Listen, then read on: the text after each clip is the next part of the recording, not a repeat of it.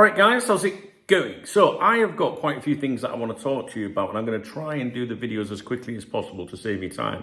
I'm a little bit behind because I didn't do any content, like any video updates yesterday, for obvious reasons.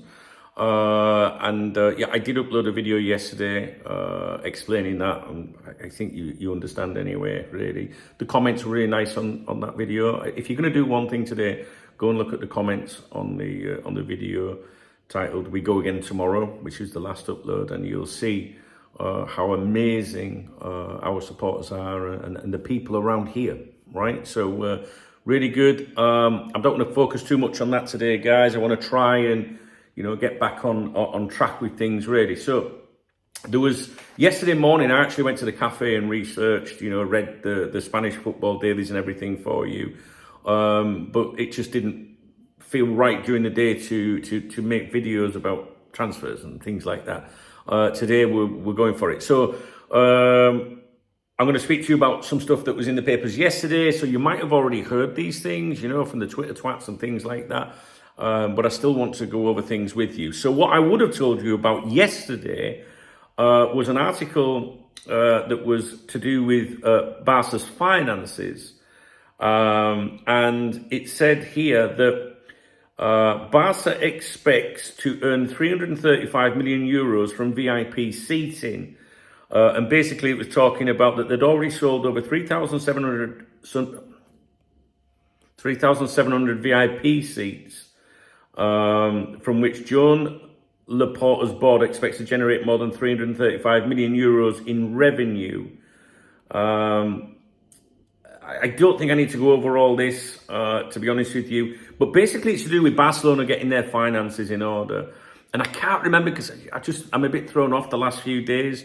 But Laporta said last week, I'm sure we discussed this, that they expect to have the 1-1 rule in terms of what they can spend available in the summer again. Do you remember the last few months, every time we've talked about Díaz, I said to you guys, I'm sure I read that at the end of June there's a review, and there is, right?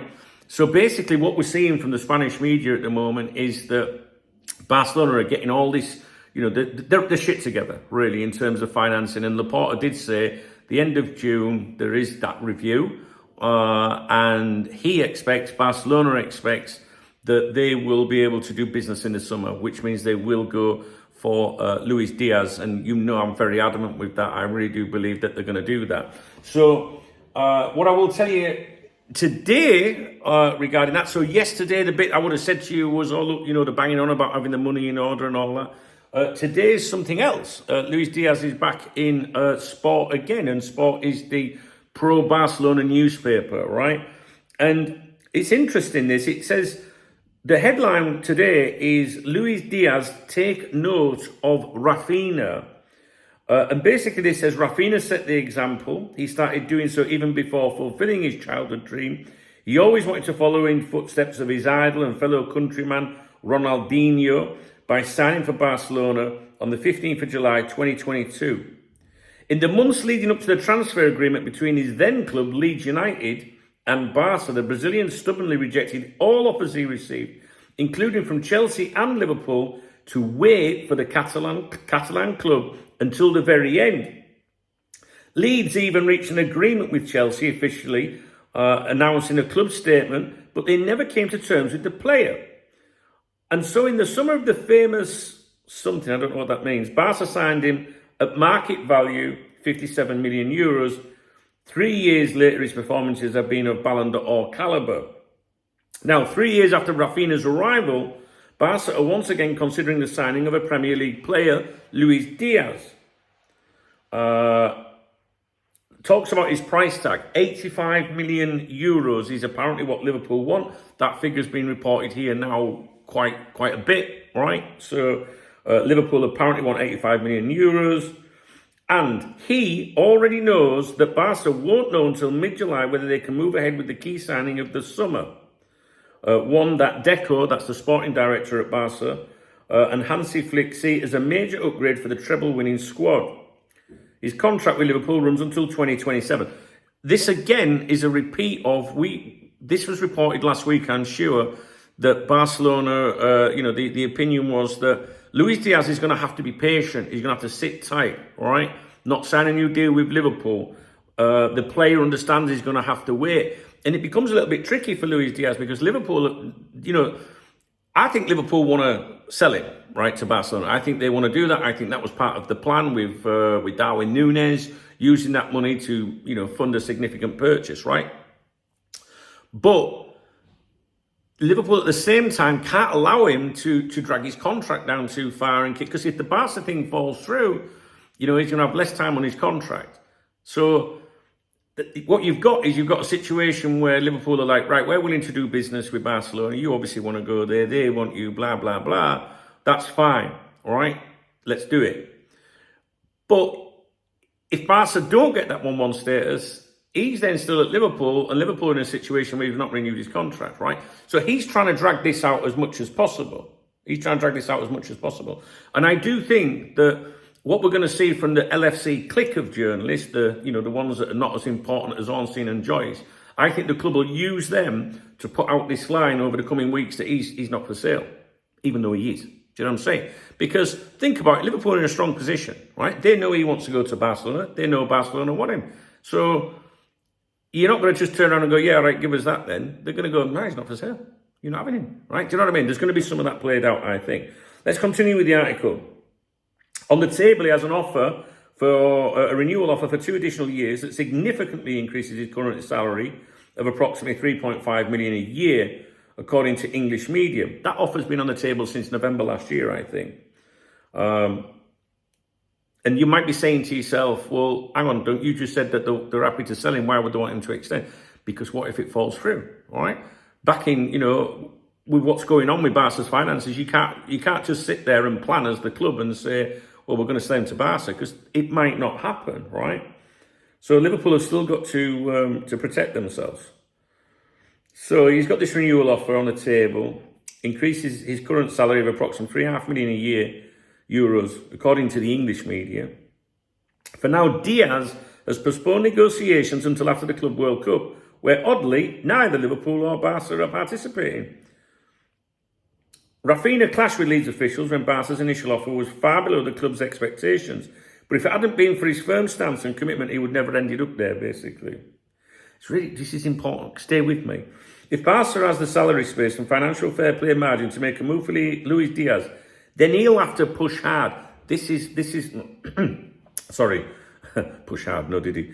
This is something that's important. I'm going to get to it in a minute. Experience shows it's not easy to leave Anfield, as Barca's previous leadership found out when trying to sign Philippe Coutinho. Like Rafinha, Díaz supported Barca as a child, and now perhaps he'll need to prove it with actions if he wants to board a train that sometimes only comes once. The desire to play at the Spotify Camp Nou is a decisive factor, just as Danny Olmo or Nico Williams, whose absence told its own story. In 2022, Rafinha did everything to join Barca. Now it's the turn of the Red to do the same. What they're trying to say here, and they did this a few days ago or last week, was they're saying Luis Díaz is going to have to push to make this happen. There was a video uploaded last week. I can't remember what it was titled. It was how Luis Díaz will have to force his way out of Anfield, kind of thing. And this is a repeated message. So the club, in my opinion, Barcelona, are going through this, Sport, which is the closest paper to them. Deco is very close to them, right? And they're basically saying, we want it out there. They need to know that he's got to push for it. He's got to push for this deal. Because in other words, what Barca are saying, if you think about it, is, well, we really want him, and we might get our 1-1 status back, but we still don't want to pay up. Oh my God, I'm getting a phone call. Sorry. So Barcelona want to save as much money as they can. Just because they get the 1-1 rule back, don't mean they're in a great situation. It just means that they'll be able to do the deal. At the moment, they can't, all right? So the vibe that seems to be coming out of Barcelona is, hey, Luis, right, we want you, mate, and you want us. But you're going to have to really fucking, put some pressure on at Anfield to make it happen. And if Liverpool start getting a bit too, no, we want this, you're going to have to say, hey, fuck that, man, I'm off.